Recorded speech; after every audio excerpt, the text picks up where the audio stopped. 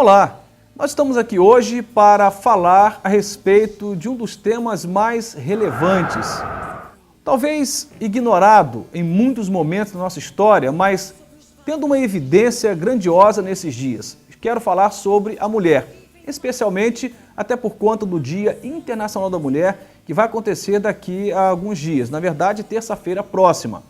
Eu quero ler com você um texto da Palavra de Deus que mostra a respeito do olhar de Cristo, o olhar de Deus a respeito da mulher. Às vezes a Bíblia ela é muito mal compreendida, porque quando a lemos de forma grosseira, sem nos ater aos detalhes, sem prestar atenção nas revelações de Deus, podemos julgar a priori que a Bíblia ela é preconceituosa para com a mulher e que a Bíblia ela registra uma cultura machista, uma cultura que põe a mulher num lugar, hierarquicamente falando, muito menor do que o lugar do homem, do que o lugar que o homem ocupa.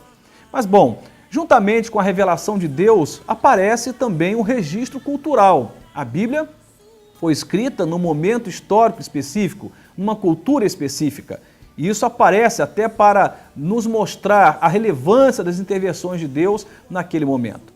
A cultura, em tese, era uma cultura machista, mas qual era o olhar de Cristo? O olhar de Deus sobre a mulher numa cultura machista. É sobre isso que vamos tentar falar, sobre essa importância da mulher para Deus, para a palavra de Deus. E certamente essa importância da mulher permanece até hoje. Para Deus, a mulher é sempre importante.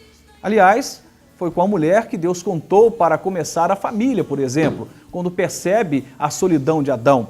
A mulher ela tem importância nos projetos missionários no Novo Testamento. E aí por diante. Quero ler com você o texto de João, capítulo 8, versos de 3 a 11. Conta a história de uma mulher que foi pega em flagrante adultério. Olha só o que diz a palavra. E os escribas e fariseus trouxeram-lhe uma mulher apanhada em adultério. E pondo-a no meio, disseram-lhe, Mestre, esta mulher foi apanhada no próprio ato, adulterando. E na lei nos mandou Moisés que as tais sejam apedrejadas. Tu, pois, que dizes? Isto diziam eles, tentando-o, para que tivessem do que acusar.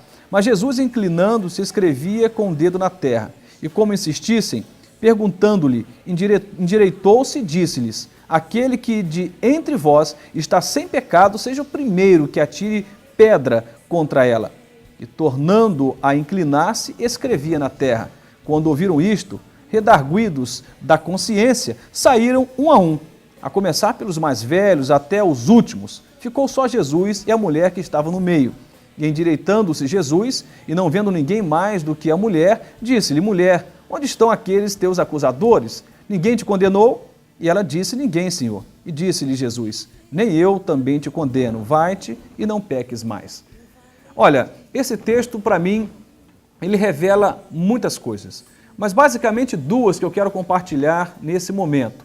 Uma, o que temos aqui é o registro cultural de uma cultura machista que olhava para a mulher com preconceito, que olhava para a mulher colocando-a numa condição hierárquica muito menor, muito inferior do que a condição do homem. Também, a outra perspectiva do texto é perceber como Jesus trata aquela mulher, como Jesus olha para ela numa cultura machista. O que nós temos que ficar atentos é o olhar de Cristo sobre a mulher e não a cultura que registra uma condição machista e preconceituosa contra a mulher. Olha uma coisa interessante, a mulher sempre precisou lutar pelo seu lugar. Se olharmos para os registros bíblicos e até da história da humanidade, vamos perceber que a mulher esteve sempre em luta para conquistar o seu espaço, para conquistar o seu momento, o seu lugar na história. Esse texto fala então dessa cultura completamente machista. Percebe que ela foi pega em flagrante adultério. Bom, mas cadê o homem com quem ela se deitou, com quem ela se envolveu nesse romance extraconjugal? Quem é esse moço? Quem é esse rapaz, esse homem, esse chefe de família? Não sabemos exatamente com quem ela estava envolvida. O nome do homem nem aparece, não é nem citado, o homem não aparece no cenário, apenas a mulher. E cabia à lei de Moisés, segundo esse texto, apedrejá-la. Ela seria condenada à morte por apedrejamento. Se não morresse, certamente teria muitos comprometimentos, mas em tese morreria apedrejada. Olha que punição severa. Não está aqui em questão o erro dela, porque de fato ela errou, ela pecou, ela cometeu um pecado gravíssimo, com consequências terríveis, que é o pecado do adultério. Mas o que eu estou querendo levar em consideração é que o homem não aparece, apenas ela. Isso mostra então que a cultura naquele momento olhava com discriminação, com preconceito a mulher e que a colocava num lugar muito inferior do que o lugar que o homem ocupava. No entanto, quando ela está diante de Jesus, o olhar de Cristo, o olhar de Jesus, para aquela mulher é um olhar totalmente diferente. Ele começa, inclusive, desafiando aquela população ali, aquela multidão que cercava a mulher, que iria apedrejá-la, começa a desafiar fazendo o seguinte desafio: quem não tem pecado, lance a primeira pedra. Olha que coisa interessante, ninguém ousou apedrejá-la. Eles começaram, segundo o texto sagrado, a pesar a consciência e chegaram à conclusão de que todos eram pecadores. E um a um foram saindo, deixando as pedras e indo embora. Sobrou Jesus e aquela mulher. Ela estava ali pronta para ser apedrejada, porque culturalmente isso era esperado. Mas Jesus então pergunta para aquela mulher: onde estão os teus acusadores? Cadê aqueles que iriam te apedrejar? Aqueles que iriam te punir? Onde eles estão? Todos foram embora? Sim, todos foram embora. Sobrou então Jesus e aquela mulher, e ela pergunta, claramente, Jesus pergunta claramente para ela: ninguém te condenou? Ela diz: não. Então o Senhor responde: também eu não te condeno. Vai, levanta daí, vai e não peques mais. Percebe que Jesus ele não vai acobertar o pecado dela, pelo contrário, vai perdoá-la, dizendo: levanta, vai e não peques mais. Ele lança sobre ela o perdão e aponta o caminho do conserto, daquilo que é honesto, justo, verdadeiro, santo, agradável aos olhos de Deus. Em momento algum ele vai acobertar o pecado, mas ele vai dar voz àquela mulher. Ela não tinha voz, não tinha direito nem de dizer como é que ela parou naquele romance extraconjugal. Ela não tinha direito nem de explicar nada, apenas, se isso poderia ser chamado de direito, o direito de morrer apedrejada, de ser exposta à vergonha e juntamente com ela toda a sua família. Mas, no entanto, Jesus deu voz para aquela mulher. Ele põe aquela mulher no lugar que ela merecia, o lugar de um ser humano, como todos os outros, como os homens, e um lugar em que ela deveria falar da sua dor, da sua dificuldade, um lugar que ela teria o direito de recomeçar, de ser perdoada, de mudar de vida, de corrigir aquele erro. Olha, esta é uma luta linda que aparece na palavra de Deus para mostrar o lugar que a mulher ocupa para o Senhor. A mulher é especial para Deus. Aliás, o ser humano é especial para Deus. E aqui o Senhor deixa bem claro que, apesar da cultura ser machista, preconceituosa, de discriminar a mulher, ele, como filho de Deus, não o fazia. Ele a tratou como o homem seria tratado, dando-lhe o direito do perdão, dando-lhe o direito do recomeço. Hoje o que nós temos visto é a mulher marchando, lutando, ainda na busca por conquista de novos espaços.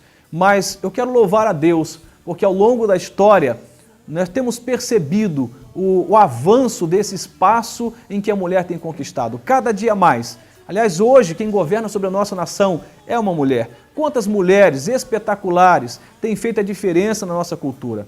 Não queremos fazer uma apologia à mulher em detrimento ao homem, mas dizer que para a palavra de Deus, especialmente para o Deus da palavra, para Jesus Cristo, tanto o homem como a mulher precisam ocupar o mesmo espaço. Ambos são dignos, ambos são capazes, ambos têm potenciais. Não há aqui um discurso em questão quem vale mais para Deus, o homem ou a mulher. Não, não é isto. Não é quem deve ter mais ou menos espaço, mas tratar todos com igualdade, com justiça. O que a mulher está buscando, eu entendo assim, a luta das mulheres, não é a luta para ser melhor do que ninguém, mas para ocupar um lugar justo na sociedade, um lugar justo nas religiões, um lugar justo na fé, um lugar justo na família. E começamos a perceber grandes avanços. Se olharmos para a palavra de Deus, vamos ver registros de culturas em vários momentos em que a mulher ocupava um lugar muito ruim, mas em todo tempo o olhar de Deus sobre esta mulher era um olhar de aceitação, era um olhar em que ele acreditava, em que ele apoiava, em que ele incentivava esta mulher. vamos encontrar muitos registros na Bíblia e a mulher sempre participou das grandes obras de Deus. A você, mulher, que tem lutado, e lutado muito, para conquistar o seu espaço dentro da sua casa, lá na empresa onde você trabalha, na sociedade, na igreja em que você frequenta, enfim, você que está buscando, lutando por um espaço, por conquistar o seu lugar. Quero dizer que o lugar melhor para você encontrar o seu espaço é o coração de Deus. Deus te olha não com discriminação porque você é mulher, ao contrário, Ele te olha com graça, com misericórdia, porque você é mulher. Ele te criou assim, Ele te fez assim e você é importante. Aliás, o maior marco da humanidade é a vinda de Cristo.